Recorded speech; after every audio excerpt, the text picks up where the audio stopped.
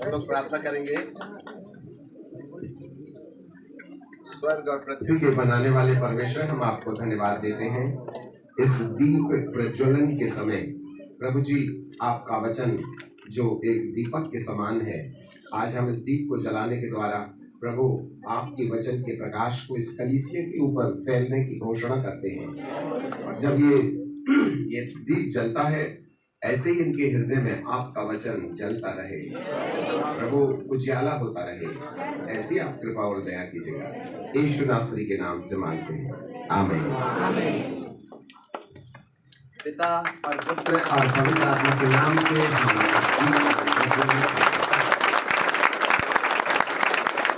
यूहन्ना के 15 अध्याय में প্রভু ইউহান্না রচিত সুসমাচার 15 অধ্যায়টা কথা বলেছেন, मेरी भेड़ें मेरा शब्द सुनती हैं। আমার ভেড়েরা আমার শব্দ শুনতে পায়। हाँ, शायद मैं 1 मिनट देख लेना चाहिए। 10 अध्याय 10 मिनट, हाँ, यस 10 है।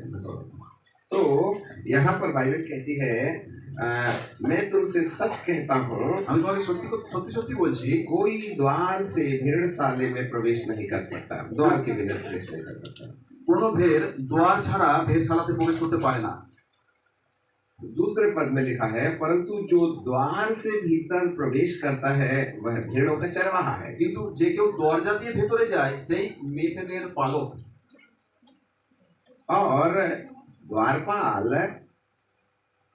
द्वार खोल देता है और भेड़ उसका शब्द सुनती है। আর মেষেরা ঘোয়ারে যে পাহারা দেয়, সে সেই পালককে এই দরজা খুলে দেয়, মেষগুলো তার ডাক শোনে আর সেই পালক তার নিজের মেষগুলোর নাম ধরে ডেকে বাইরে নিয়ে যায়। हाँ, मेरी भेड़ें मेरा शब्द पहचानती है। আমার সেই পালক নিজের মেষগুলোর নাম ধরে বাইরে ডেকে নিয়ে যায়। তারা নিজের সব মেষগুলো বের করবার পরে भेड़ के कितने सींग रहते हैं?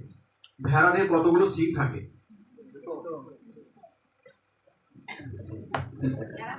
ভেড়ার শিং থাকে? ভেড়ার শিং থাকে না। और बकरी के আর ছাগলের?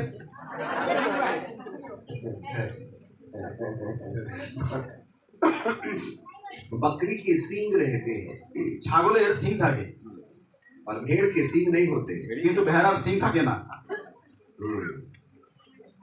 तो ऐसे समय में এরকম সময়তে भेड़ को लड़ने के लिए प्रभु ने सींग नहीं दिया, এরকম সময়তে ভেড়াদেরকে লড়ার জন্য প্রভু শিং দেননি। परंतु बकरी अपनी रक्षा करने के लिए अपने सींग का सहारा लेती है। কিন্তু ছাগল নিজেদের রক্ষা করার জন্য সিংহের সবসময় সাহায্য নেয়। तो भेड़ का जो चरवाहा होता है वो भेड़ के आगे आगे चलता है। তাই ভেড়েদের যে চরবাহা অর্থাৎ ভেড়েদেরকে যে চড়ায় সে সবসময় ভেড়াদের আগে আগে চড়ে। और बकरी का जो चरवाहा है वो बकरी के पीछे पीछे चलता আর है, ছাগল থেকে চড়ায় যে সে ছাগলের পেছনে পেছনে চড়ে। क्योंकि बकरी मानती नहीं है। কিন্তু কারণ ছাগল মানতে চায় না। इसलिए पीछे से उसको लकड़ी मारने के लिए उसका चरवाहा पीछे चलता है। এই জন্য পেছন থেকে তাকে মেরে চালানোর জন্য তার যে পালক সে পিছনে চড়ে।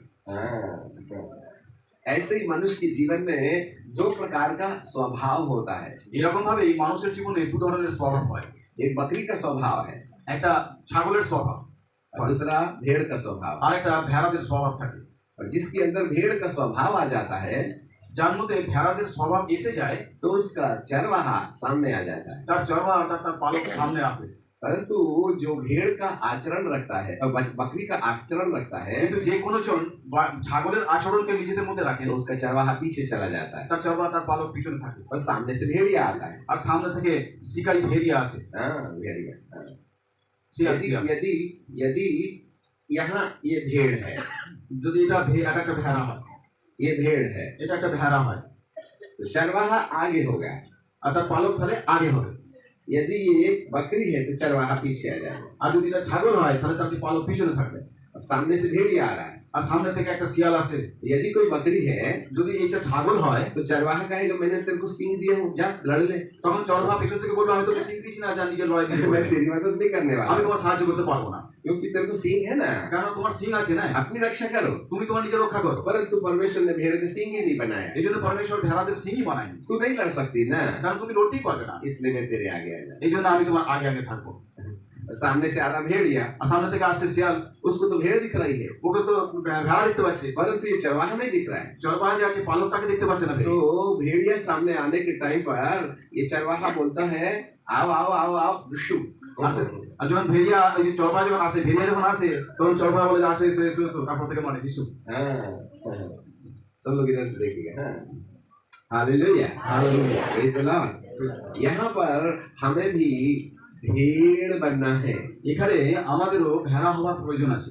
और जिसके अंदर भेड़ का आचरण आ जाता है যার মধ্যে ভেড়ার আচরণ চলে আসে, उसके आगे चरवाहा चलने लगता है। তার আগে আগে যে পালক সে চলতে থাকে। और जब चरवाहा सामने होगा আর যখন চরবাহা সামনে থাকবে तो भेड़ को कोई नुकसान नहीं पहुंचा सकता। তখন ভেড়াদের কেউ লোকসান করতে পারবে না। हमें देखो ना, उधर कहाँ देख रहा, आपकी दीदी इधर देखो, इतनी दूर से हम आए, तो बाजू से आए, बाजू वालों को देखते सब, हम इतनी दूर से आए, हमको कोई देखता ही আর नहीं। সবাই বাজুতে যারা আছে পাশাপাশি যারা আছে তাদেরকে দেখছি, আমি এত দূর থেকে এসেছি আমার কিন্তু দেখছি। हाँ, ये भी बकरी का आचरण है, এটাও একটা ছাগলের আচরণ। वो चरवाहे की नहीं सुनती, बाजू वाले की देखती है। ও পালকের শোনে না, বাজুওয়ালা দেখে। यदि आप भेड़ होती तो चरवाहे को देखते हैं, আমরা যদি ভেড়া হতেন তাহলে চরবাহা যে আছে और পালক बाजू वाले को দেখতে। देखने वाली बकरी होती है। কারণ পাশাপাশি যারা দেখে তাদেরকে বাকরি বলা হয়। अब तुमको समझ में आ गया बकरी और भेड़ का मतलब क्या होता है? এবার বুঝতে পারছেন ছাগল আর ভেড়ার মধ্যে তফাৎ কি। भेड़ चरवाहे को देख के हम तुमको वचन का चारा दे रहे हैं, ভেড়ে সবসময় চরবাহাকে দেখে, কারণ আমি আপনাদেরকে বচনের চারা দিচ্ছি। परंतु दीदी आई तो सब उधर देखने लगे, কিন্তু যখন দিদি আসছিল তখন সবাই ওদের কোণে चरवाहा को भूल गए, उधर पर भेड़िया को देखने তখন लगे। পালককে ভুলে সবাই दिदीকে দেখা শুরু করেছে। इसका मतलब हमने थोड़े समय के लिए बकरी की खाल पहन ली। এই মাত্র খানিকক্ষণের জন্য আমরা আমাদের বাকরির ছাল পরে নিয়েছি, ছাগলের ছাল পরে নিয়েছি। Hallelujah, hallelujah. दुष्ट बोलता है "ए, चरवाहे को मत देख, इधर देख।" দুষ্ট বলে এই চরবাকে দেখতে না, এদিকে দেখ। जिससे कि आपको जो चारा हम दे रहे हैं आपके दिमाग में नहीं आना चाहिए।